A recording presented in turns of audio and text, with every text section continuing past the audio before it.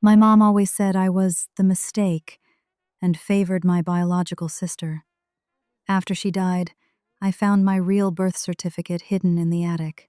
My real mother was the CEO of the company my dad just got fired from. I called her. She answered on the first ring.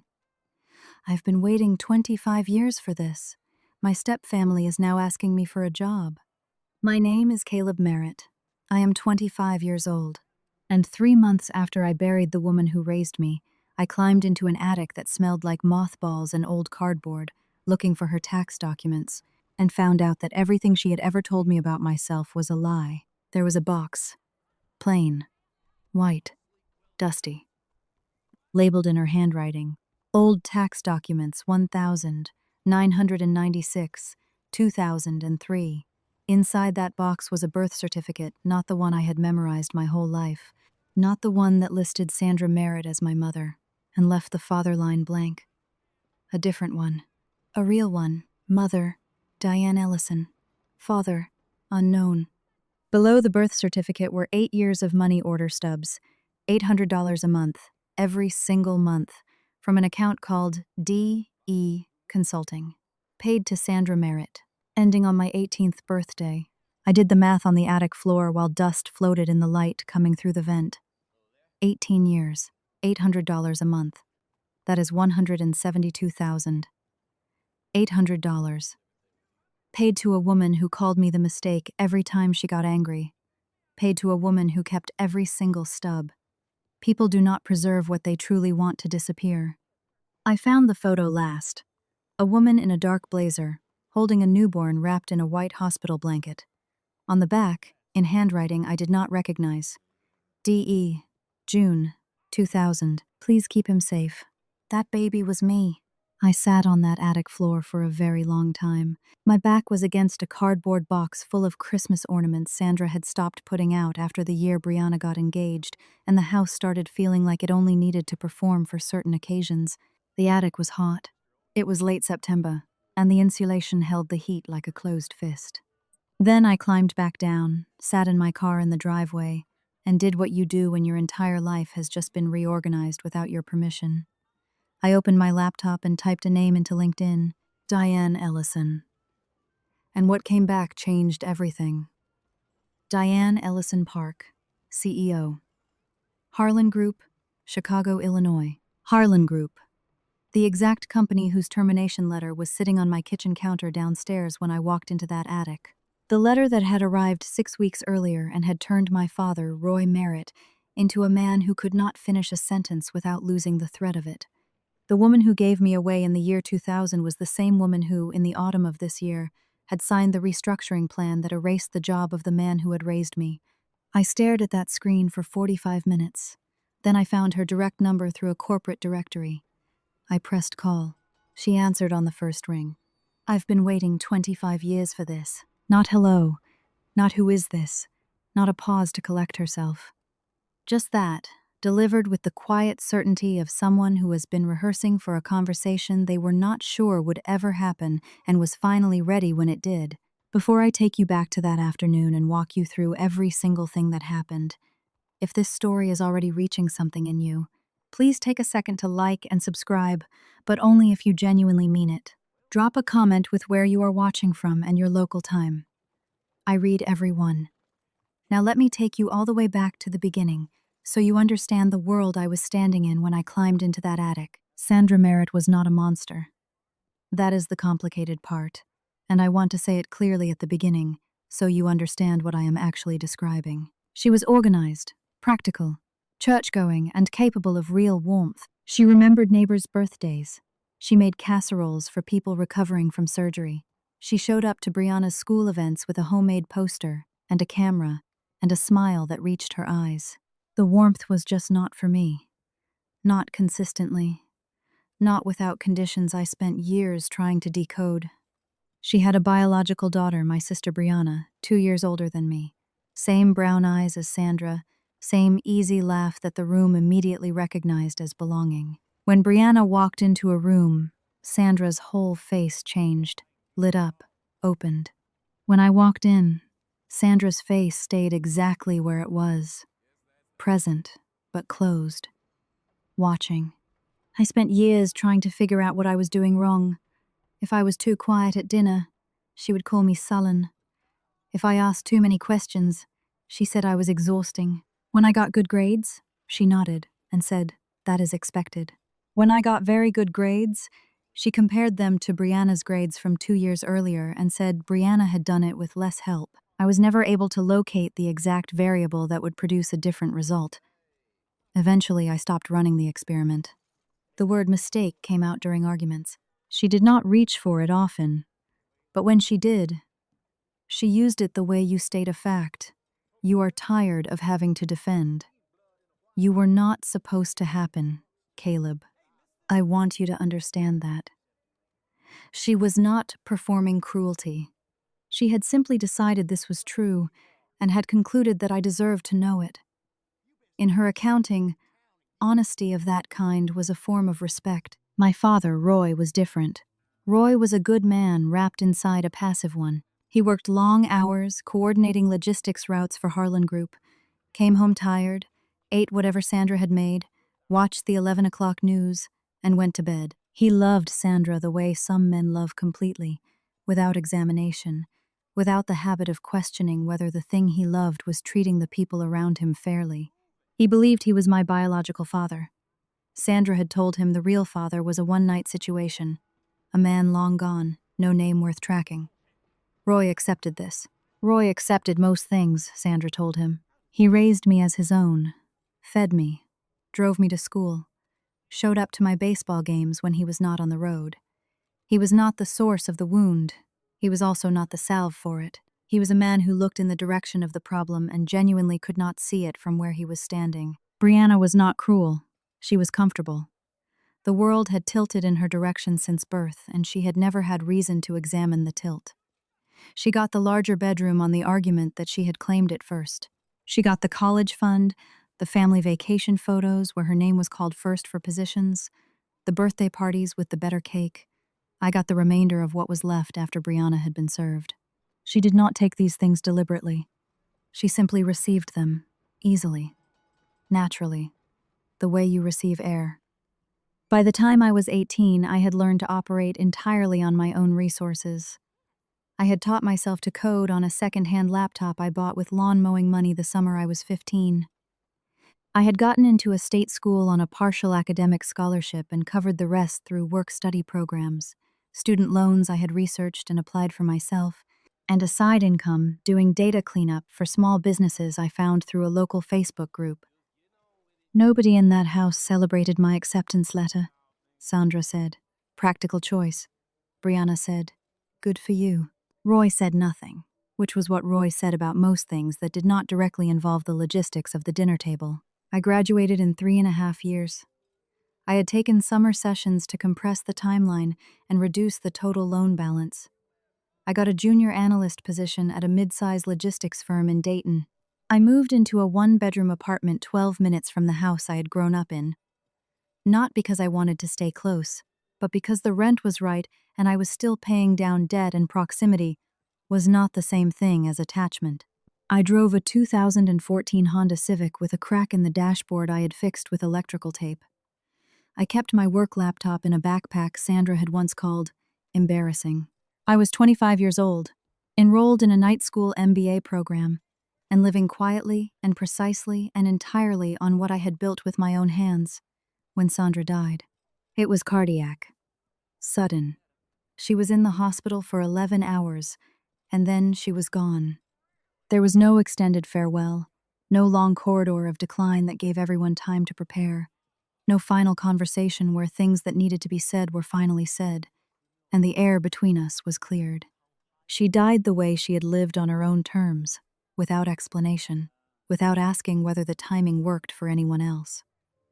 I went to the funeral. I sat in the third row. I held Roy's arm when his knees buckled at the graveside, because his were the only knees that buckled and he needed something to hold on to. I drove back to the house afterward. I baked the German chocolate cake from a recipe I had found years earlier in Sandra's handwriting, tucked inside a cookbook she kept on the shelf but never actually used. I had memorized the recipe because it was the closest thing to a piece of her I had ever felt permitted to access. I set the cake on the counter. Nobody touched it that evening. By 9 o'clock, Brianna's fiance Carter came through the kitchen looking for something to eat and cut himself a slice without asking. He said it was good. I said thank you. He took the plate to the living room and resumed whatever conversation he had been in the middle of. I went home that night and sat at my kitchen table for a long time with the lights off. I felt something I could not quite name. It was not grief in the conventional sense, the clean-edged ache of losing someone you loved completely. It was more like the final closing of a question I had been asking for 25 years and had now run out of time to receive an answer to. The question was, what did I do that made you look at me like that? And now there was no one left who could tell me. 3 months after the funeral, I drove back to the house to help sort through Sandra's belongings. Roy had a job interview that morning, his third since the Harlan Group termination letter had arrived. Brianna was coming up from her apartment to help, which in practice meant she would sit cross-legged on the living room floor, surrounded by Sandra's jewelry, texting Carter, occasionally holding a necklace up to the light and saying, "This one is nice.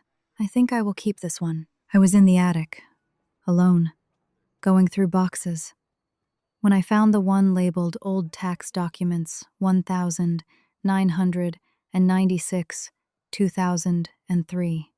Let me describe what it is like to hold a document that reorganizes your life. It does not feel dramatic at first. The brain protects itself. It files the new information in the wrong folder, initially the one labeled "Must be a mistake, check again." Then you read it a second time, slowly, carefully, tracking every word, and the first folder quietly closes and a new one opens. This one does not have a label yet. You are going to have to build it. The birth certificate was official. State seal. Physician's signature. Hospital name I recognized from Columbus. Date: June 14th, 2000. Mother: Diane Ellison. Father: unknown. Baby: male, unnamed at time of filing. Unnamed. Sandra had named me. That had been her contribution to my identity. The money order stubs were in a rubber-banded stack, arranged in chronological order. She had organized them. She had kept them organized for 25 years. I counted them. 96 stubs, $800 each. Every single month, without a single gap, from June 2000 to June 2018. Paid from D.E. Consulting to Sandra M. Merritt. The final stub was dated 4 days after my 18th birthday. I am a data analyst. I run numbers from 2 directions before I trust them. The first calculation came to $172,800. So did the second. Paid to a woman who told me I was not supposed to happen. There was also a handwritten note in Sandra's handwriting, folded once, tucked carefully between the stubs and the birth certificate. 6 words. She paid. I provided. We agreed. That was her entire summary of 25 years of my life. The photo was at the bottom of the box, wrapped in a piece of tissue paper that had yellowed slightly at the edges. A woman in a dark blazer, professional, composed, somewhere in her mid-20s, was holding a newborn wrapped in a white hospital blanket. Her face was turned slightly toward the baby, and the expression on it was something I could only look at for a moment before I had to turn it over. It was the expression of someone saying goodbye to something they were not ready to release. On the back, in handwriting smaller and more careful than the note, D.E. June 2000. Please keep him safe. I turned the photo face up again. The woman in the blazer had a jawline I recognized from mirrors. I wrapped the photo back in the tissue paper. I replaced everything in the box. I sat on the attic floor for what I think was 20 minutes. Brianna called up through the attic hatch asking whether I had found Sandra's pin collection, the decorative ones from state fairs. She collected them for years. I said not yet. She said okay, and returned to whatever she was doing below. Then I carried the box down the attic ladder, put it in the trunk of my car, and drove home. At my kitchen table, with a legal pad in front of me and a cup of coffee I had poured, and then forgotten about while it went cold, I opened my laptop and worked through every search I could construct. Diane Ellison. Diane Ellison. Ohio. Diane Ellison. Columbus. D.E. Consulting, Ohio. Diane Ellison. business executive. Diane Ellison, CEO. The LinkedIn result appeared on the third search. Diane Ellison Park. She had married at some point and hyphenated. CEO, Harlan Group, Chicago, Illinois. 17 years with the company, the last 5 in the chief executive role. The profile photo showed a woman in a dark blazer, the same composed posture, 25 years older, the same jawline. I stared at that profile for a long time, without clicking anything. Then I pushed back from the table, walked to the kitchen counter, and picked up Roy's termination letter. Harlan Group letterhead. The letter was dated 6 weeks ago.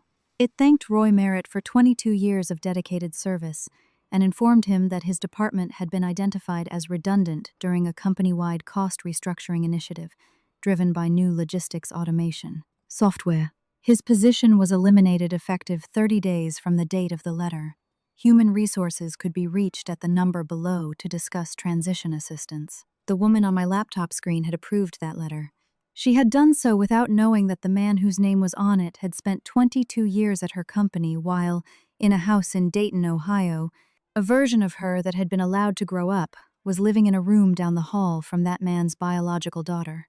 I picked up the legal pad. I wrote 3 sentences. Then I put the pen down and sat back and looked at the ceiling. My biological mother is Diane Ellison Park. She is the CEO of Harlan Group. She just fired my father. I underlined all 3. I found her direct number through a corporate directory that gets scraped and reposted online. It is technically public. I am not sure it was intended to be used this way. I sat in my car in my driveway. The engine was off. The windows were cracked an inch. It was October in Dayton, and the neighborhood was quiet in the particular way residential streets go quiet on a weekday afternoon. Not silence exactly, but the absence of purposeful sound. I looked at the number on my screen for 45 minutes. I thought through every likely outcome. She answers and denies everything. Adoptions get contested. Records get falsified. Maybe the birth certificate was a clerical error from 25 years ago, and this is a conversation that ends in 2 minutes with me feeling more alone than before. She answers and confirms it, and tells me she is glad I called, but that she has built her life around her absence from mine, and she would prefer to keep it that way. She answers, and the connection is wrong. She is nothing like the person I am about to project onto her, and the conversation creates a new wound on top of the old ones. Then I thought about the handwriting on the back of the photo. Please keep him safe. Not please keep him comfortable. Not please keep him provided for, which the money orders already ensured. Safe. The specific word people use when they are handing over something they cannot protect themselves, and they need to believe the receiving hands are trustworthy. I pressed call. She answered on the first ring. I've been waiting 25 years for this. I had a legal pad balanced on my knee. I had written out 3 questions in the 45 minutes I had been sitting in the driveway. I'm a data analyst. I go into conversations with a structure. I said, "How did you know it was me?" She said, "I hired a private investigator about 10 years ago. I found Sandra. I found that you were alive and healthy and in school and that you seemed to be doing well. I made myself leave it alone after that. I left the door unlocked and I waited." She paused for a moment. I had a feeling today was going to be the day. I looked at the legal pad. First question. "Did you know who my father was?" She said, "There are things I want to tell you in person, Caleb. Things I will not say over a phone. Can we do that? Can we meet?" I said yes, but I had a second question first. I said, "Did you know what Sandra was like? Did you know what it was like in that house?" She was quiet for a moment. Then, "I knew enough about Sandra to believe she would keep you physically safe and financially stable. I had the investigator verify that twice. I was wrong about what safe meant inside those walls. And I am sorry, Caleb. I have been sorry for a very long time, even without knowing specifically what I was sorry for." Third question. I had saved this one because I did not know how she would receive it, and I wanted to have heard the first 2 answers before I asked it. I said, "Do you know that you fired my father?" "Roy Merritt. He worked at Harlan Group for 22 years. You sent him a termination letter 6 weeks ago." The silence that followed this question was a different kind of silence than the first two. Heavier, longer. The kind of silence that happens when a person is reassembling something that has just come apart in their mind.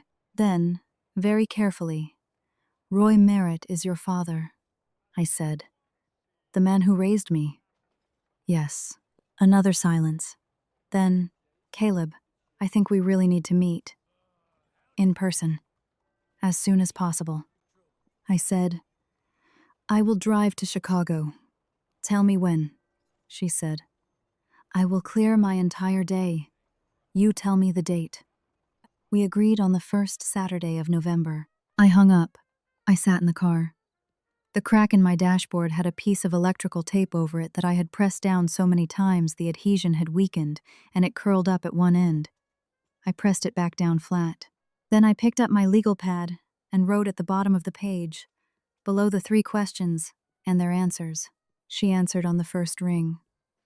Underlined it twice. Put the cap on the pen.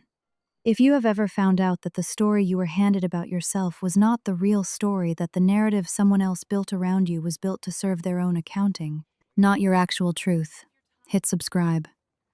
Not for me.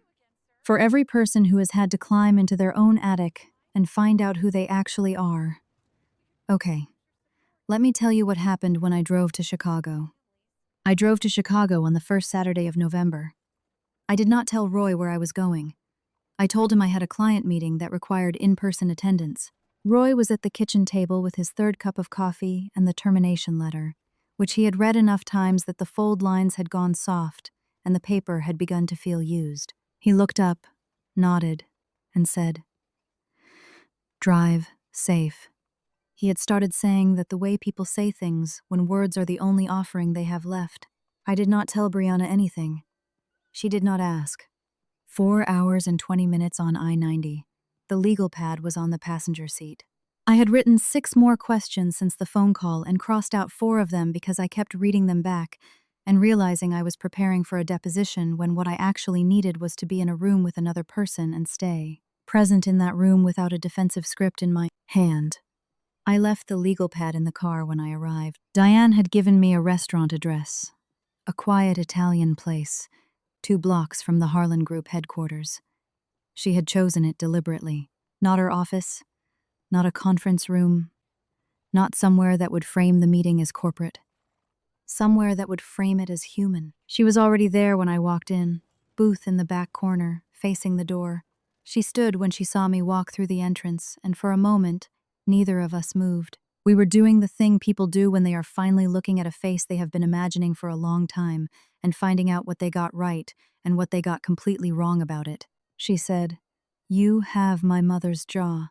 She said it the way you say something you have been holding on to and are relieved to finally be able to confirm. We sat. We ordered coffee. And she told me everything. She was 25 when she got pregnant, exactly my age now, which was not lost on me as I sat across the table from her. A junior analyst 3 years into her career at what was then a significantly smaller Harlan Group, she had just been noticed by the board for a division manager position. The first real step toward leadership. The first thing that felt like the beginning of the career she had been building toward. The man who fathered me was not a relationship. She told me this directly and without apology because she had apparently decided years earlier that if I ever called, I would receive the truth, and nothing shaped to be more comfortable than the truth. He was someone she had known briefly and ended things with before she knew she was pregnant. When she found out, she told him he was married. He wanted the situation handled in a specific way. She refused. She had wanted to keep me. She said this plainly, looking at me across the table. She had made budgets. She had looked at apartments closer to her sister who could help with childcare. She had made a decision. Then her mentor, the board member who had championed her for the division manager role, called her into his office. He had heard through the connected circles that existed in 2,000 inches corporate environments, the same circles they exist in now, just with different technology. He told her gently, without malice, and as precisely as someone telling you about whether that having an illegitimate child in a situation that involved this particular person would create a professional problem she could not recover from in this environment at this stage. He was not threatening her. He was reading her the room as honestly as he knew how. She sat with it for 2 weeks. Then she made the arrangement with Sandra through a mutual attorney who has since retired. She found Sandra through a connection she no longer remembers clearly. She paid every month for 18 years. She never missed a single payment. She said, "I am not asking you to understand it. I am not asking you to forgive it. I am asking you to know all of it, because you came here to know all of it, and you deserve that." I thought about Sandra's 6 words on the folded note. She paid. I provided. We agreed. I thought about how those words had described the entire architecture of my childhood in the flattest possible language. I said, "You had the investigator find me. Twice. What did he tell you about what it was actually like in that house?" She looked at her coffee for a moment. She said, "The first time he told me you seemed healthy and were performing well in school. The second time, when you were 16, he reported the same general assessment. I chose to take that at face value.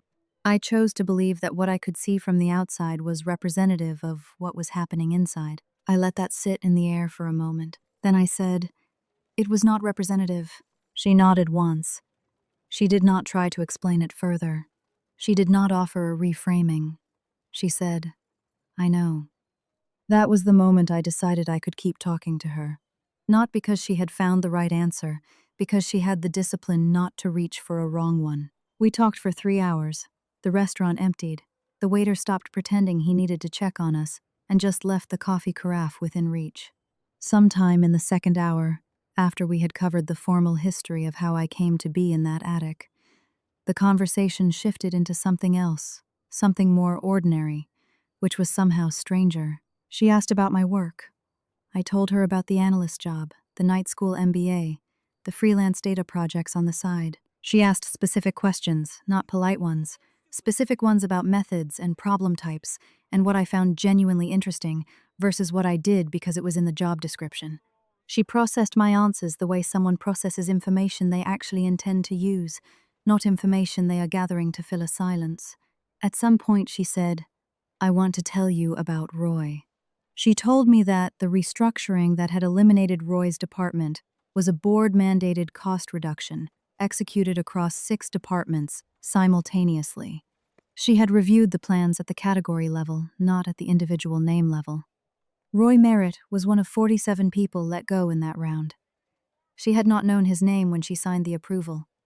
She found out when I told her on the phone. She said, "That Saturday after we spoke, I went into the office and pulled his full file. 22 years, consistent performance reviews, never a problem, reliable throughput, the kind of steady, institutional knowledge the organization will miss in 2 years when the new software hits limitations.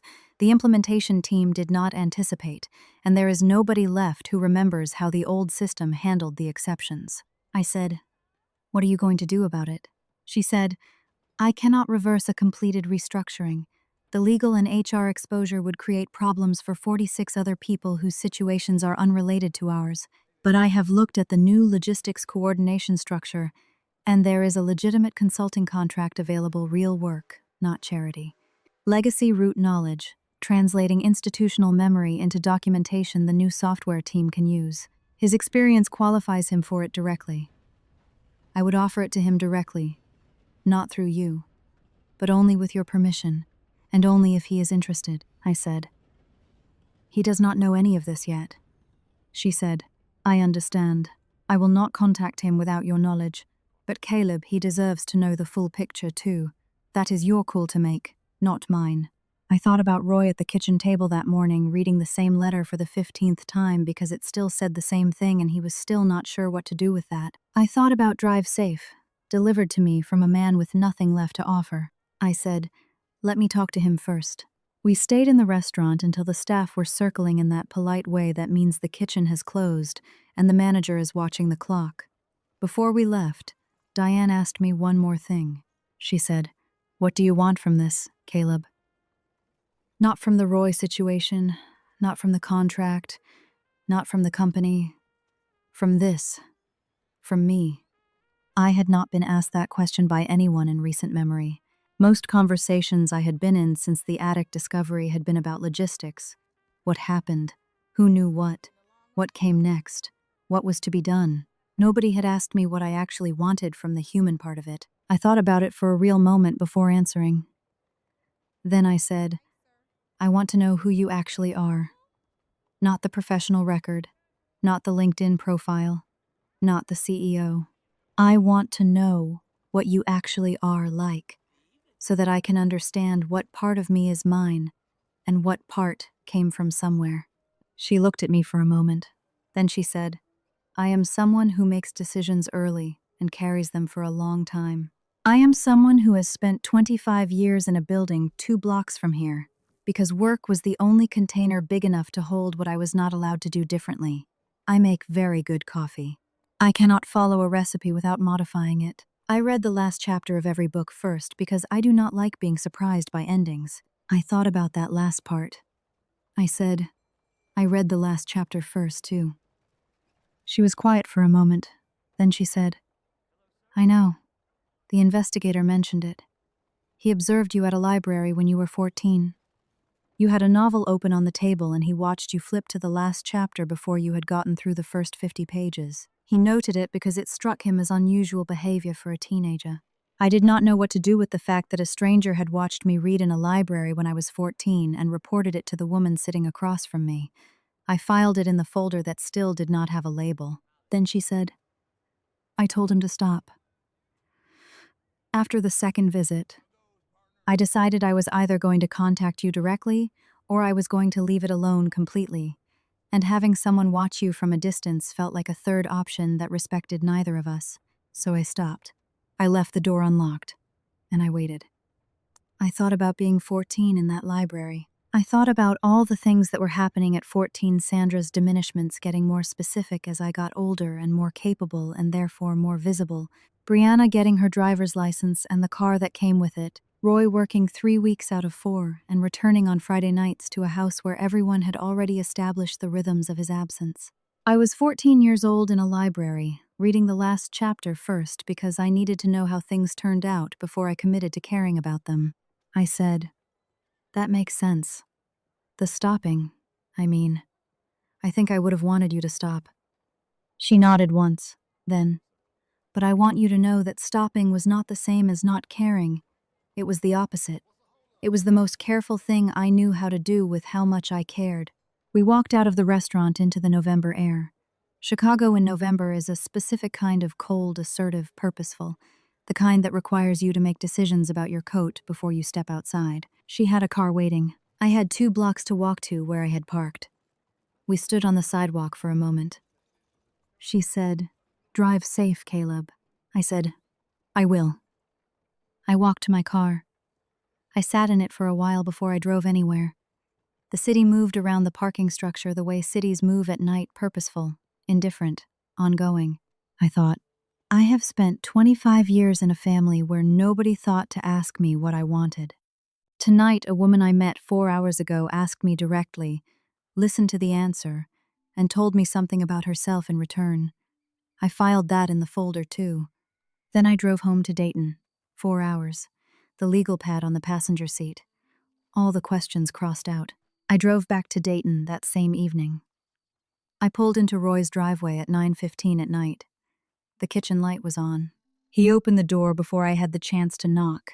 He must have heard the car, or maybe he had been sitting close enough to the front window that the headlights caught his attention. He said, "You okay?" He leaned forward slightly, the way he did when he was bracing for news he could see coming but did not yet have the shape of. I said, "Can I come in?" We sat at the kitchen table. The termination letter was no longer on the counter. He had finally moved it somewhere, filed it or put it in a drawer, or maybe just turned it face down where he could not see the letterhead. The coffee maker was cycling through its last run of the evening. I put the attic box on the table between us and I told him everything. I told it in the order I had learned it, starting with the box, the birth certificate, the money order stubs, the note in Sandra's handwriting. I put the actual documents on the table as I described them, not as evidence, just so he could see that what I was saying was physical and real and not something I had constructed or misread. Roy did not say anything for a long time. He picked up the birth certificate and read it the same way I had read it on the attic floor, once through quickly, then again slowly, then held it still while the information traveled from his eyes to wherever in the brain things go when they are fundamentally reorganizing your understanding of your own history. He said, "Sandra kept this in the attic." I said, "Yes."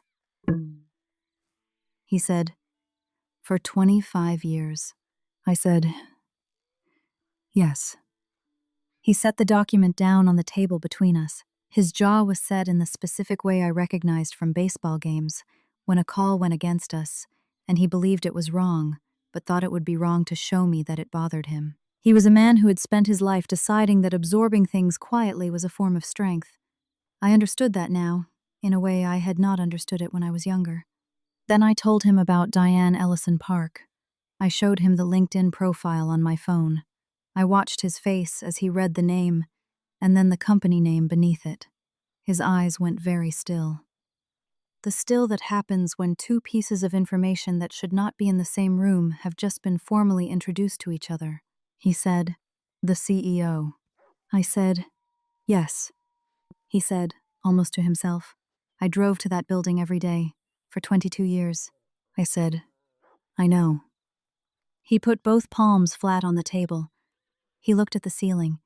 He breathed in through his nose slowly and breathed out, and the sound of it was the sound of a man deciding which way he was going to go with something. He said, "When she signed off on those cuts, did she know? About you? About any of this?" I said, "No. The restructuring review happened at the department level. She did not review individual names. When I told her your name on the phone, it was the first time she had encountered it." He nodded slowly, still looking at the ceiling. Then he said, "What does she want?" I told him about the consulting contract. I told him it was real work, that it was not charity, that she would not contact him without his permission, and that the decision was entirely his. Roy looked at his hands on the table for a long time. The coffee maker finished its cycle and clicked off, and the kitchen went quieter. Then he said, "Sandra called you the mistake, and this woman was paying her $800 a month the whole time." I said, "Yes." He looked at me, and what I saw in his face was not the same thing as the baseball game jaw. This was different. This was a man who had been handed proof that he had been standing very close to a problem for 25 years, and had consistently looked just far enough past it not to see it. And he was deciding, in real time, what he owed that fact. He said, "I should have paid more attention." I did not know what to say to that. So I said, "You drove me to every baseball game." He said, "That is not the same as watching." We sat in his kitchen until past midnight. The coffee ran out and neither of us made more. We did not solve 25 years over a kitchen table on a Saturday night. We did not arrive at a clean ending or a tidy shared understanding. But something happened in that kitchen that had never happened in all the years I lived under that roof. Roy Merritt looked at me and actually registered what he was looking at. That was enough. For that night it was enough. Here is the part I want to tell you carefully, because it is the easiest part to tell wrong and I do not want to tell it wrong. Brianna is not a villain. She is a woman who grew up in a world that arranged itself around her needs from birth and never once asked her to examine that arrangement. That is its own kind of damage, slower than mine. Harder to see from the outside and, in many ways, harder to recover from because you have to lose something before you understand you had it. She is not a bad person. She is a person who has not yet been required to become a particularly self-aware one. 4 months after my first meeting with Diane, information about what I was doing had made its way back to Dayton. Small city. Connected circles. Brianna's friend's cousin worked at a firm that had heard Caleb Merritt was consulting for Harlan Group, which was true. I had been brought in to support a data systems migration project. I had come in through a legitimate skills interview, competed for the work on the basis of my actual qualifications, and been selected. I had made this a condition before I agreed to any professional involvement with the company. Diane had accepted it without pushback. It mattered to me that it happened that way. It still matters to me. Brianna called on a Thursday evening. She opened with 12 minutes of warmth I was not accustomed to receiving from her. Real, flowing, sustained warmth. "How are you doing? I feel like we have not talked properly in so long. This whole year has been such a hard year. I have been thinking about you so much. I let it run. Then she said, So, Carter's firm is going through a rough stretch. Nothing major, just the market being what it is right now. And Carter has been thinking about corporate expansion coverage partnerships with larger companies, that kind of direction. He was wondering, since you seem to have this new connection at Harlan Group, whether you might be able to put in a word. Nothing formal, just a word. You know, see if there is anyone in procurement who would be open to a conversation. I was quiet for a moment, then I said, I will think about it. I did not think about it. It was not punishment. I was not managing a wound by withholding something she needed. It was simpler than that. I understood, clearly and without drama, what that phone call was. It was the first time in 25 years that Brianna Merritt had called me because she specifically needed something that only I had access to. Not something from Roy. Not something from the general category of family or sibling goodwill or obligation. Something from me. Something I specifically had, that she specifically wanted. And the reason she had called was because the balance had shifted. The world had tilted in a different direction, and she had noticed the tilt, and she was recalibrating. I was not angry about it. I was something else. Clarified, maybe. The way a blurry thing resolves when you finally find the right focal distance. Carter called 2 weeks after Brianna. He did not invest in 12 minutes of warmth. He got to it in the second minute. He said, Hey man, Brianna mentioned you have some connections over at Harlan Group. I run a commercial insurance book, and I am always prospecting for corporate clients. Think you could make an introduction? Just get me in front of the right person in procurement. I will take it from there. I said, I am not in a position to make personal introductions for business development purposes, Carter. That is not how my relationship with the company works. He said, Come on, man. We are family. I held that phrase in my mind for a second, the way he said it, easily, as a lever, as if the word family was a key that should automatically open a door he had not earned the right to walk through. The same way family had always operated in that house as an obligation I was expected to honor, without any corresponding architecture beneath it to make the obligation mutual. I said, Good luck with the book, Carter. I hope the market turns around for you. He started to say something else. I was already ending the call. Roy took 3 weeks to decide about the consulting contract. He did not discuss it with me during those 3 weeks. He drove to 2 more job interviews, one at a freight coordination startup in Columbus, one at a warehouse operation in Centerville. He came home from both looking like a man who had been asked to fit himself into a shape that his 22 years at Harlan Group had long since made him too specific to fit. Then he called me on a Tuesday morning and said, All right, set it up. I called Diane. She said, When? We drove to Chicago together on the first Saturday of December. Roy wore the navy blazer Sandra had bought him for a cousin's wedding 11 years ago, the one that still fit, still looked right, that he clearly wore when he wanted to be taken seriously in a situation he was not sure how to read. He sat in the passenger seat of my Civic for 4 hours and 20 minutes and said very little, which was how Roy processed things that were too large and too new to process out loud. I gave him the silence without filling it. Diane chose a diner near the Harlan Group offices, not the Italian restaurant where she had met me, a diner. Vinyl booths, laminated menus with photographs of the food. A pie case rotating slowly near the register. Coffee that had been on the burner long enough to have reached a particular depth of commitment. Neutral ground. The kind of place where nobody performs because the setting does not reward performance. Roy ordered the meatloaf. Diane ordered the turkey melt. I got coffee and let the two of them do what they needed to do. I am going to be careful about what I say happened in that diner, because some of what was said belongs to two people who were not talking to me, and some of it I do not have the right to repeat in full. What I can tell you is this. Roy Merritt and Diane Ellison Park sat across from each other in a booth for 2 hours and did not pretend the situation between them was simple or clean or easy to categorize. Roy did not perform forgiveness, because Roy has never in his life performed an emotion he was not actually feeling. Diane did not perform contrition beyond what was genuine. They were two people in their 50s in a diner booth, talking honestly about a situation that was 25 years old and had affected a third person who was sitting at the same table drinking coffee and trying not to look like he was tracking every word. Sandra was present in the room the way people who are gone are present in the gaps between what was said, in the things that got navigated carefully around, in the single moment when Roy looked at the table and said her name in a tone I had never heard from him before, not angry, something older than anger. By the time the pie case had completed several rotations and my coffee had been refilled without being asked twice, Diane slid a folder across the table to Roy. He opened it.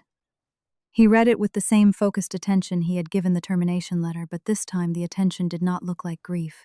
It looked like engagement. He said, "This is real work." She said, "It is. Your institutional knowledge of legacy root structures is exactly what the migration team is missing. The new system handles efficiency well. It does not handle exceptions. You know where the exceptions are, because you lived them for 22 years." Roy read the contract once more. Then he closed the folder, looked at me, and I want to be precise about what his expression was, because I have turned it over many times since that afternoon. It was not gratitude. It was not relief. It was the face of a man who was in the middle of reassessing the geometry of his own life, where he had been, where other people had been, what any of it had actually amounted to, and arriving at an answer he had not expected when he woke up that morning. He said, "I'll take it." He extended his hand across the table. Diane shook it. Nobody cried. This felt precisely right. Roy fell asleep in my passenger seat about 40 minutes outside of Chicago. I drove 4 hours back to Dayton in the dark. Windows cracked, the kind of silence that only lives between small Midwestern cities after 10 o'clock at night. I thought about the thread. Harlan Group, Diane Ellison Park, June 2000. A box in an attic labeled old tax documents. How it had run through every chapter of my life without any of us ever knowing it was there. And how it had taken Sandra's death and a specific afternoon in an attic and 45 minutes of sitting in a driveway for me to finally find the end of it and pull. It has been 1 year since I climbed into that attic. Let me tell you where things stand. Roy is 6 months into his consulting contract with Harlan Group. He works from home in Dayton 3 days a week and drives or takes the train to the Chicago office twice a month. He told me last week that he feels useful again. That was the exact word he chose. Useful. For a man who built 22 years of institutional knowledge and watched it get declared obsolete by a software implementation, that word is not a small word. He sold the house in Dayton. Too large, too expensive to maintain, and too full of rooms that now serve no purpose. He has a 2-bedroom in a quiet suburb halfway between Dayton and Chicago, a compromise that means he is equidistant from the past and the present. He has a coffee maker he actually chose for himself. He calls me on Sundays. He asks real questions when he calls, the kind that require a real answer. Diane and I have found something. I do not have the right word for it yet, and I am not rushing to find one. We have lunch when I am in Chicago, which is now frequent. She asks about my work with the same specific attention she gave it in the restaurant that first November. I ask about hers. Last month, she introduced me to her executive assistant as her son. It was the first time I had heard that word used about me by someone who meant it as more than a biological or legal category. I stood still for a moment. Then I nodded, and the conversation moved on. Later, I sat in my car in the parking garage for a while before I started the engine. Brianna and I are civil. She stopped raising the Carter insurance question after the second redirection. She sent a text on my birthday, the first in 3 years, brief a happy birthday, and 1 emoji.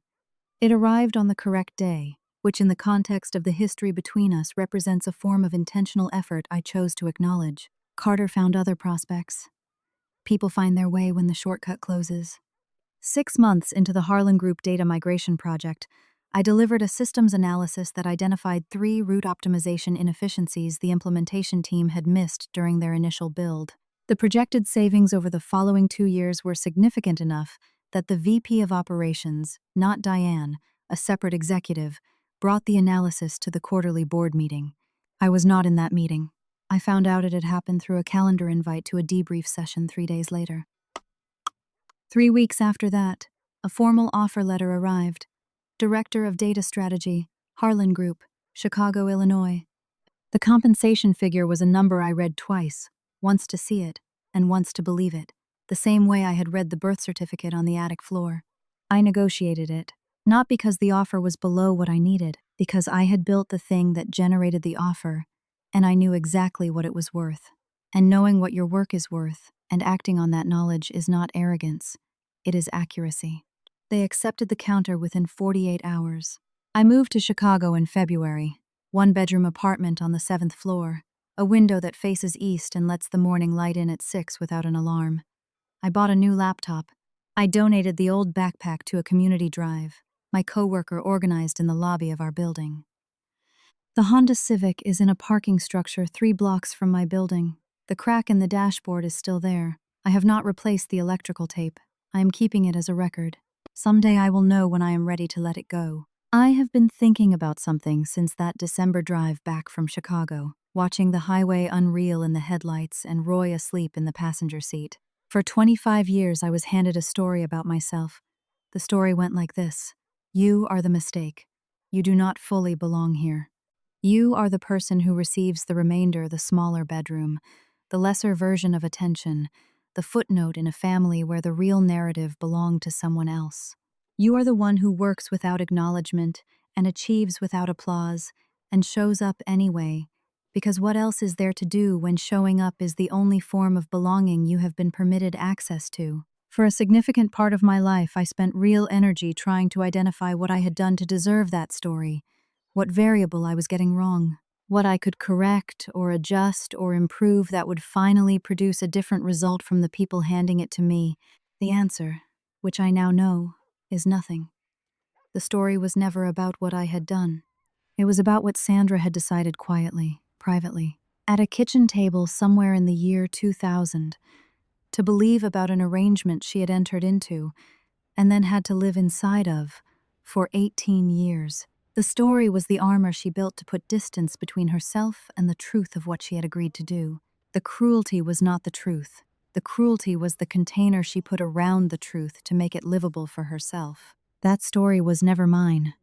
I never auditioned for the role. I was cast in it because it was convenient, and because I was small, and because I did not yet have the information to understand what was actually happening in that house. Now, I have the information. The story has been returned to its actual owner, and what is left, the actual remaining thing, the thing that was always mine, is the part I wrote myself. I taught myself to code on a $15 secondhand laptop I bought with lawn mowing money at age 15. I paid my own way through school with a combination of scholarships I applied for myself, loans I researched myself, and work I found myself. I enrolled in an MBA program at night while working full-time because I understood that the credential mattered in rooms I intended to be in, and I was going to earn my way into those rooms on my own terms. I sat in a driveway for 45 minutes with a phone number on my screen, and then I pressed call. She answered on the first ring. I asked 3 questions with a legal pad on my knee. I drove to Chicago without the legal pad. I sat across from a woman who had the same jawline as me and told her what had actually happened inside those walls, and she said, "I know." And then we kept talking. I do not hold Sandra's memory in anger. She is gone, and the anger would only be a conversation she is no longer available to participate in. What I hold is the factual record. The money order stubs are in the box. The box is in the closet of my Chicago apartment. $172,800. Proof that my existence had value to someone, even when the evidence available to me in daily life pointed in the opposite direction. Facts do not need to be forgiven. They just need to be known. The thread was always there. I just needed to find the end of it and pull. If you are the person in your family who was handed the wrong story about who you are, I am not going to tell you what to do. You know your specific situation with a granularity I could not approach. What I can do is tell you what I know from mine. The story you were handed is not the story you are required to carry. Those are 2 different things, and the distance between them is the most important real estate you will ever build on. The people who assign you the role of the mistake often need someone to carry that designation so that something in their own accounting makes sense. My existence was worth $172,000 to a woman who could not afford emotionally, psychologically to let me know that. She needed me to be the mistake so that what she had done with me and to me had a shape she could live with. The cruelty was not about me. It was about her. I happened to be the one in the room. This does not make it painless, but it does make it legible. And legibility, in my experience, is the beginning of the way out. Pull the thread. Even if you are afraid of what unravels when you do, even when the answer is at the bottom of a box in an attic, you have to climb into alone while your sister sits downstairs on her phone. The answer is better than the question, every time, even when the answer is hard. Call the number. She might answer on the first ring. My name is Caleb Merritt. I am 26 years old.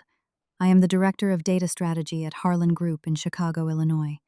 I drive a 2014 Honda Civic with a crack in the dashboard I am keeping on purpose. I have a father named Roy who calls me on Sundays and asks real questions. I have a mother named Diane who answers on the first ring. I do not yet have a word for what I am to Brianna. I am giving it time. There is one more thing I want to say before I close this out, because I have been sitting with it for months, and I believe it is the most important part of everything I have told you today. The coincidence Diane Ellison Park, being the CEO of the exact company that had just fired Roy, seems, on its surface, like the kind of detail that belongs in a movie, the kind of thing a writer manufactures to produce dramatic irony. In real life, coincidences of that scale are supposed to signal exaggeration. But here is what I have come to understand about it. It was not actually a coincidence. It was a thread. Diane Ellison was 25 years old, and 3 years into her career at Harlan Group when she became pregnant with me. She stayed at that company. She built her entire professional life inside those walls, steadily, over 17 years, until she was running them. Roy Merritt was 29 years old, and 7 years into his own career at Harlan Group, when Sandra brought me home. He stayed for 22 years, steadily, reliably, until the room was restructured around him and his positions ceased to be required. Both of them, without knowing it, spent 22 overlapping years inside the same building. Diane on floors Roy had never visited. Roy in a logistics coordination department Diane had never walked through. Both of them connected, without knowing it, by a piece of paper at the bottom of a cardboard box in a Dayton attic, labeled Old Tax Documents. The thread was always there. It ran through the Michigan Avenue building, through Roy's morning commute, through Diane's board presentations, through 2 decades of institutional knowledge and reorganization cycles, and software upgrades and department reviews. Neither of them ever touched it. Neither of them ever knew. It took Sandra dying, and a September afternoon in a hot attic, and 45 minutes of sitting in a driveway holding a phone, for someone to finally find the end of it and pull. I think about this when I am in the Harlan Group offices now. Roy walked into that building for 22 years. Diane walked in for 17 of those same years. Somewhere in the overlap, invisible, was the line connecting both of them to me and to each other, and to a handwritten note that said, "She paid, I provided, we agreed." I think about how many lives are structured this way, how many threads run through the buildings we walk into, the roads we drive, the cities we share with strangers, connecting us to people and truths we have not yet found the end of. How many attics are full of boxes labeled something neutral, containing something real? How many birth certificates are folded inside folders that have been given the wrong name? I do not say this to alarm you. I say it because I think most people have a box somewhere. They know it is there. They have given it a manageable name and stored it where they do not have to see it often. They have become very good at walking past the hatch. I am not telling you what to do with your box. I am only telling you what happened when I opened mine. The thread held. The woman answered on the first ring. The number at the bottom of the stubs was real. And the story, the actual story, the one underneath the one I had been handed, turned out to be something I could live in. I do not have a degree. I have something better. I have a definition of who I am that nobody handed me and nobody can revoke, and I am nobody's mistake. If this story reminded you of someone, maybe it is you. Maybe it is a sibling, a friend, a child who has been told the wrong thing about who they are. Share this video with them. Sometimes knowing that someone else found the box and opened it and survived what was inside is the only permission we need to reach for our own. If you want more stories like this one, I have linked a few in the description that I think you will connect with. Subscribe and hit the bell. I read every single comment. Some of your stories are better than mine. I genuinely mean that. Thank you for being here. I will see you in the next one.